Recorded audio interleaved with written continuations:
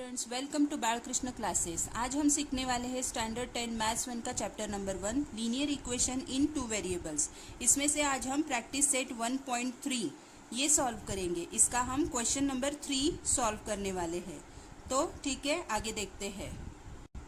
Okay students, अब यहाँ देखिए, अब हम प्रैक्टिस सेट 1.3 में से क्वेश्चन नंबर 3 सॉल्व करेंगे। इसमें हमें दो इक्वेशंस बताए हैं, ये हमें क्रैमर्स रूल यूज करके सॉल्व करना है।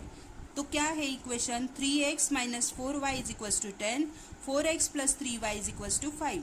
तो सबसे पहले हमें ये इक्वेशन देखना है, ये अपने ओरिजिनल फॉर्म में है या नहीं। मतलब ax plus by is equals to c इस फॉर्म में है या नहीं, ये हमें देखना है।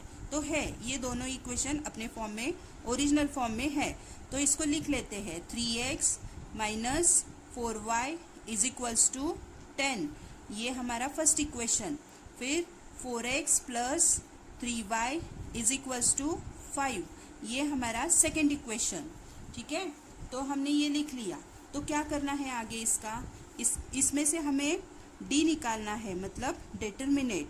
ठीक है, अब हम इसको निकालते हैं। d equals to 3 4 minus 4 3। x की वेरिएबल जो है, जो उसके कोएफिशिएंट है, वो हमने x की जगह पर लिख लिए और y की जगह पर उसके कोएफिशिएंट लिख लिए। अब इसका क्रॉस मल्टीप्लाई करना है। ठीक है, तो क्या करना है? 3 इंटू 3 माइनस 4 इंटू -4 इंटू 4 ऐसे आएगा। तो क्या होगा? 3 3 जार 9, 4 4 जार 16, माइनस 16। ठीक है, अब ये क्या होगा? 9 माइनस माइनस प्लस 16। तो इसका क्या आता है? 16 प्लस 9 25। तो इस तरह से हमने d निकाल लिया। d क्या आया? 25। अब हम निकालेंगे dx। ठीक है, dx निकालना है हमें। तो x के जगह पर उसके कोएफिशिएंट है 3 और 4 और y के है -4 और 3। तो x के जगह पर उसके कोएफिशिएंट हमें नहीं लेने हैं, उसकी जगह पर हम कांस्टेंट लेंगे। ये 10 और 5 ये कांस्टेंट हम लेंगे, और y की जगह पर उसके जो कोएफिशिएंट बताए हैं वो लेते हैं, -4 और 3। ठीक है, अब आगे इसका भी हमें क्रॉस मल्टीप्लाई करना है। 10 इंटू 3 -4 इंटू 5 ऐसे। ठीक है, तो क्या होता है आगे? 10 3 जा 30 माइनस 4 5 जार 20, -20 आ गया, इक्वल्स टू 30। ये माइनस माइनस प्लस हो गया, ये हो गया 20, इक्वल्स टू 30 प्लस 20 क्या होता है? 50। इस तरह से हमने क्या निकाला? dx। Okay, dx is equals to 50। ठीक है, अब हमें निकालना है dy। dy निकालना है, तो dy इक्वल्स टू क्या लिखना होगा? x की। अब यहाँ देखिए, x के जो कोएफिशिएंट है 3 और 4, y के है -4 और 3, और ये 10 5 कांस्टेंट है। तो x की जगह पर उसके जो कोएफिशिएंट है वो लिख लेते हैं वैसे, 3 और 4। अब y की जगह पर उसके कोएफिशिएंट हमें नहीं लिखने हैं, उसकी जगह पर हम लेंगे कांस्टेंट लिखेंगे, 10 और 5 ऐसे। ठीक है, तो क्या करेंगे आगे? इसको हम 3 क्रॉस मल्टीप्लाई करेंगे, 3 इंटू 5 माइनस 10 इंटू 4 ऐसे। 3 5 जार 15 माइनस 10 4 जा 40, इक्वल्स टू क्या होगा? 10 माइनस 40 25 माइनस 25। तो ये dy क्या आ गया हमारा? -25। ठीक है, अब आगे देखिए, अब क्रैमर्स रूल में आगे हमें क्रैमर्स रूल से सॉल्व करना है। तो x और y की वैल्यू निकालनी पड़ेगी बाय क्रैमर्स रूल। हमें x की और y की वैल्यू निकालनी है। पहले हम x की वैल्यू निकाल लेते हैं। x इक्वल्स टू क्या होगा, dx अपॉन d।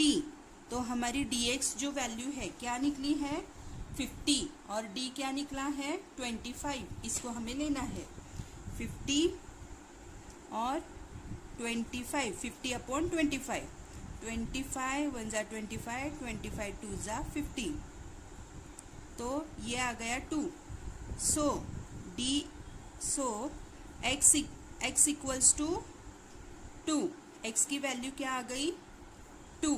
ठीक है, अब आगे बढ़ते हैं। अब हमें y की वैल्यू निकालनी है। y इक्वल्स टू क्या लेंगे, dy अपॉन d। dy क्या है, -25, और d क्या है, 25, 25 1 ज़ा 25, और ये आ गया -1। तो इस तरह से हमने y की वैल्यू निकाली -1। यही इस इक्वेशन का सॉल्यूशन है। So x, y equals to 2, -1 is the solution. ये क्या है, दोनों इक्वेशन का सॉल्यूशन। इस तरह से हमने फर्स्ट क्वेश्चन सॉल्व किया। अब आगे का क्वेश्चन देखते हैं। ओके स्टूडेंट्स, तो दूसरा क्वेश्चन क्या है, देखिए 4x + 3y - 4 = 0, 6x = 8 - 5y। ऐसे हमें दो इक्वेशन दिए हैं। सबसे पहले हमें इसे देखना है कि ये अपने ओरिजिनल फॉर्म में है या नहीं। तो ये नहीं है, पहले हम इसको लिख लेते हैं। Right the equation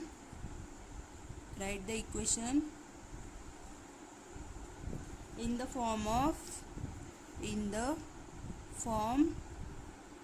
ax + by = c। इस फॉर्म में हम लिख लेते हैं इक्वेशन को। सबसे पहला इक्वेशन क्या होगा, 4x + 3y = 4। ये -4 ऑपोजिट साइड में आ गया तो +4 हो गया। ये हमारा फर्स्ट इक्वेशन। अब दूसरा इक्वेशन क्या है, 6x + 5y = 8। ये दूसरा इक्वेशन। तो ये जो 5y है इस तरफ आ गया तो ये प्लस हो गया। इस तरह से हमने उसको ओरिजिनल फॉर्म में लिख लिया। अब हमें क्या करना है, इसका d निकालना है, मतलब डिटर्मिनेंट। ठीक है, तो पहले हम इसका d निकालते हैं। x के कोएफिशिएंट है 4, 6, y के है 3 और 5। ओके, y के है 3 और 5। तो इसको हमें क्या करना पड़ेगा, क्रॉस मल्टीप्लाई। इसको हम क्रॉस मल्टीप्लाई करते हैं। इक्वल्स टू 4 × 5 - 3 × 6, इस तरह से। अब आगे 4 5 ज़ार 20 -3 6 ज़ार 18, 20 - 18 = 2। तो ये हमने d निकाल लिया। d = 2। d कितना आया, 2। अब हमें निकालना है dx = अब x की जगह पर हमें उसके कोएफिशिएंट लेने नहीं है, उसकी जगह पर हम कांस्टेंट लेंगे। ओके, तो लिखिए यहाँ पर dx = 4 और 8। x की जगह पर हमने कांस्टेंट लिए है, और y की जगह पर उसके कोएफिशिएंट वैसे लिख लेते हैं, 3 और 5। ओके, इक्वल्स टू क्या होगा, इसका cross multiply 4 × 5 -4 × 5 - 3 × 8 equals to 3 × 8 equals to क्या होगा, 4 5 ज़ार 20 -3 8 ज़ार 24, 3 8 ज़ार 24, 20 - 24 क्या आता है, -4। अब दिखाई दे रहा है। ओके, अब dx क्या आता है, -4। इस तरह से हमने dx निकाल लिया। अब हमें निकालना है dy निकालते हैं। ठीक है, dy इक्वल्स टू dy की जगह पर हम x के जो कोएफिशिएंट है, अब उसको वैसे ही लेने हैं 4 और 6। ओके, 4 और 6। अब y की जगह पर उसके कोएफिशिएंट हमें नहीं लेने हैं, उसके जगह हम कांस्टेंट लेंगे 4 और 8। 4 8, ठीक है।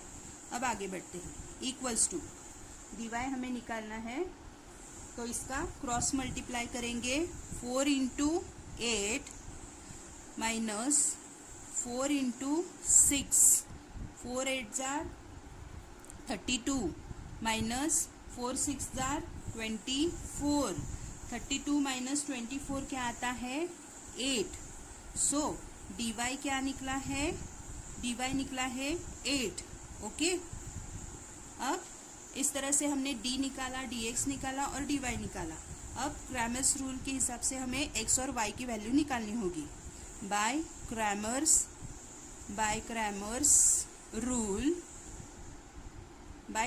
Rule x equals to dx upon d।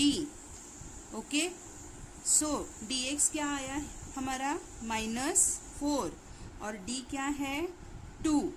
2 1 जा 2, 2 2 जा 4 इक्वल्स टू क्या होगा -2। इस तरह से x की वैल्यू -2 ये निकली है। अब हमें y की वैल्यू निकालनी है। So y equals to dy upon d equals to क्या होगा, dy क्या होगा 8 और d है 2।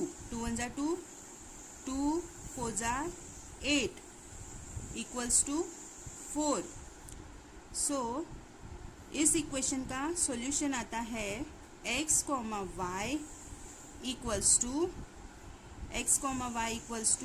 -2, 4 इज द सॉल्यूशन।